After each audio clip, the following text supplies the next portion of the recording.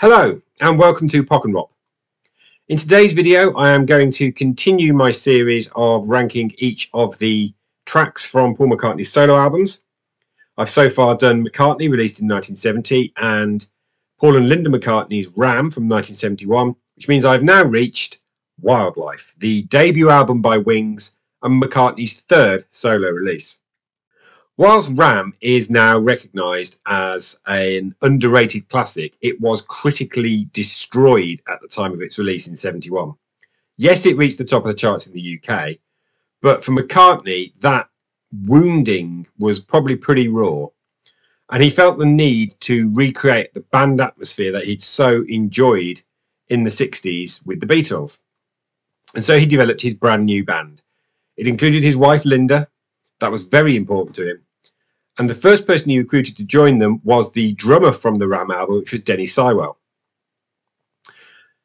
Added to that was a further member, which was Denny Laine from the band The Moody Blues. The four-piece was the first incarnation of Wings. And they went into the studio in 1971 to record the debut Wildlife. Now, I'm now going to rank the 10 tracks on Wildlife. This means I am including not just the 8 originally listed tracks, but the 2 link tracks that occurred on side 2 and were finally named when it was released on CD. I have to be upfront and say Wildlife is not an album that I own currently, and I have very little love for it. But as is the case with any Paul McCartney album, it's never a complete dead loss, and there are some good tracks on here, but it's going to be a bit of a mauling from me, to be honest. And if we start at number 10, for me, the by far the worst track on it is the opening track, Mumbo. Words fail me about this track, which is appropriate because they seem to have failed Paul as well. There are no lyrics. It is literally mumbo jumbo. I mean, at least that is commensurate with the title of the song. It cuts in suddenly. This is apparently because they were jamming in the studio and the engineer said, "We've got to start recording this," and hit the record button just as Paul said something like, "Take it, Tony," because he thought it should be recorded too. I wish they hadn't. At number 9, I have placed Mumbo Link.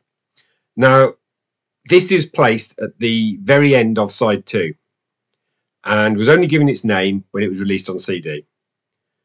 And the fact that it is ranked for me higher than Mumbo just goes to show you I would rather have a jam that's a minute long at most than an entire 4 or 5 minute piece of noodling. And Mumbo Link it's placed at the end of side 2, and all that serves to do is remind me just how much I hated the opening track of side 1.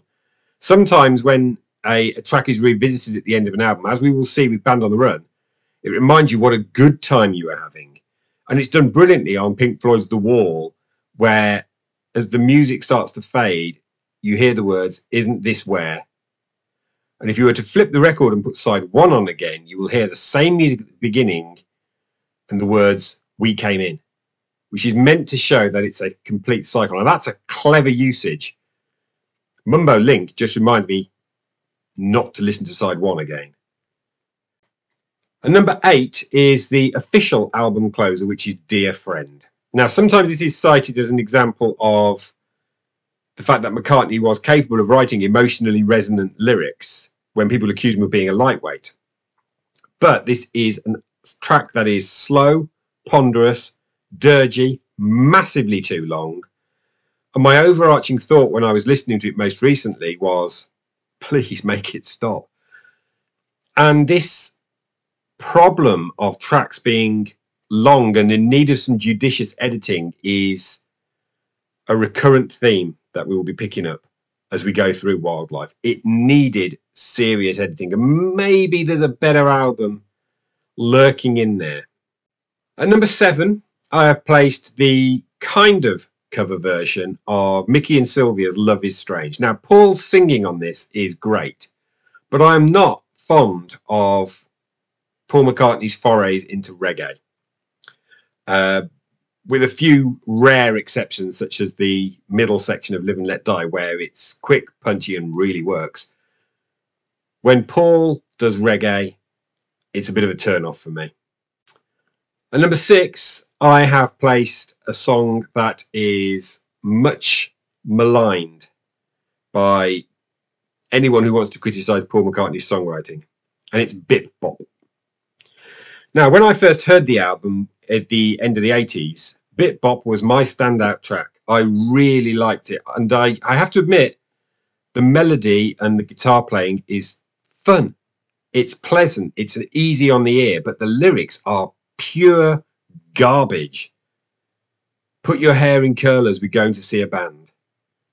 And then you go bip bop, bop. It's the fact that this song was released is a problem. I can understand why it was written, because he wrote fun, childlike melodies for his children. And I suppose if you take Bip Bop as a kid's song, kind of just about works, but it isn't high art by any stretch.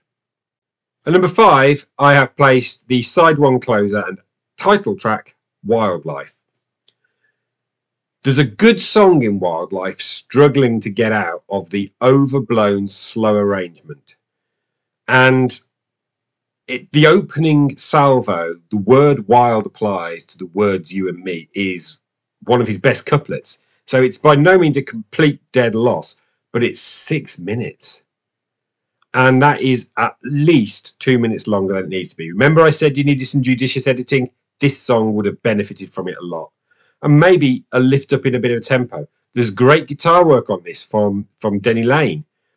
But overall, I just don't like the track very much. Wildlife, my number 5. If you've been keeping track, you'll have noticed that I have so far mentioned every single track from side 1 of Wildlife. And it, as a debut for a brand new band, it's one of the worst side 1s in history. All of the remaining tracks all come from side 2, where there is a marked uplift in quality.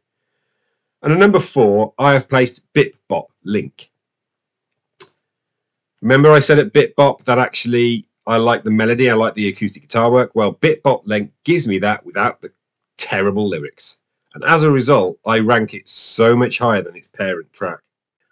And now we come into the 3 tracks on the album that are by no means top draw Paul McCartney, but are at least good. And the first one is I Am Your Singer. Superb bass playing on this and a sweet recorder. It feels like to me a bit of a forerunner to the track Bluebird on Band on the Run. There's a very similar vibe to it. It's beautifully acoustic. It's 2 to 3 minutes long, and it's about the length that most of the tracks on this album should have been. I Am Your Singer is a pleasant interplay as well between him and Linda in terms of their vocals. It's perfectly fine. Now to my top 2, both of which are good. And how I would rank these 2 depends on my mood to a certain extent. But in the end, for number 2, I plumped for Some People Never Know, the opener of side 1. This is actually rather a beautiful track. It's longer than Wildlife, but it does not feel like it. That said, if you'd have lopped 2 minutes off it, it would have potentially nudged towards great. It has the ambitions to greatness, but kind of lacks them. There's lovely stuff in here. There's some beautiful playing, some lovely singing, especially you can hear the genesis of the early Wings harmonies that will eventually become such a key part of their sound during the Band on the Run through to Wings at the Speed of Sound era.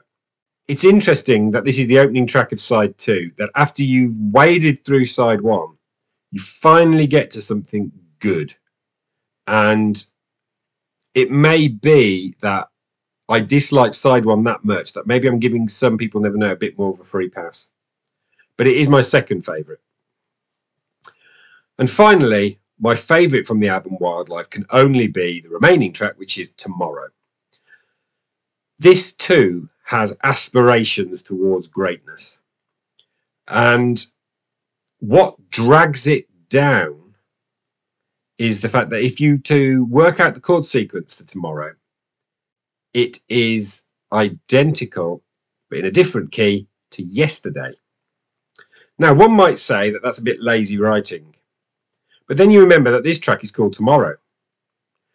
And there's something actually kind of genius about taking the chord sequence of a song called Yesterday and using it as the song Tomorrow. And I kind of sneakily admire that. You don't notice that it's the same chord sequence though, because they are in different keys, different tempos, and obviously completely different melodies. So that was my ranked run through of the 10 tracks of the album Wildlife. As I said up front, I don't like the album, but there is a nugget or two of good stuff. Nothing great. And there's a certain ballsiness to release that as the debut record of your new band. Whether it's wise is another matter. That concludes today's video. Thank you very much for watching. Please remember to like the video, hit the subscribe if you haven't already, tell your friends about it, get them to subscribe too. We are slowly rising towards the 30s. And hit the bell so that you can receive notifications of when I upload the next video. But until the next time, thank you very much for watching and goodbye.